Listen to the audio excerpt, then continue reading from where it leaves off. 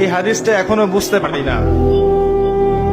আমি অনেস্টলি বলছি, আসলেই বুঝি না যে নারীদেরকে সৃষ্টি করা হয়েছে, স্ত্রীদেরকে সৃষ্টি করা হয়েছে পাকা হাড় থেকে।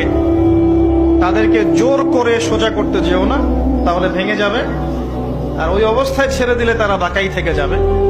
উত্তম নসিহতের মধ্য দিয়ে তাদের সাথে চলতে হবে। আল্লাহি, এর চেয়ে কঠিন কোন হাদিস আমার জীবনে আমি পড়িনি এবং জানিও নি, বুঝিও। মানে রাসূলুল্লাহ সাল্লাল্লাহু আলাইহি ওয়াসাল্লাম যে বলে গেছেন, নারীদের চেয়ে বড় কোনো ফিতনা আমি রেখে গেলাম না আমার উম্মতের পুরুষদের জন্য, এর চেয়ে বড় হাদিস এবং ফিতনাময় হাদিস আমি আখিরুজ জামানে দেখি না। আপনি একটু গভীরভাবে দেখলে দেখবেন প্রতিটা সেক্টরে ফিতনার মূল কেন্দ্রবিন্দুতে পরিণত হয়েছে এক শ্রেণীর নারী।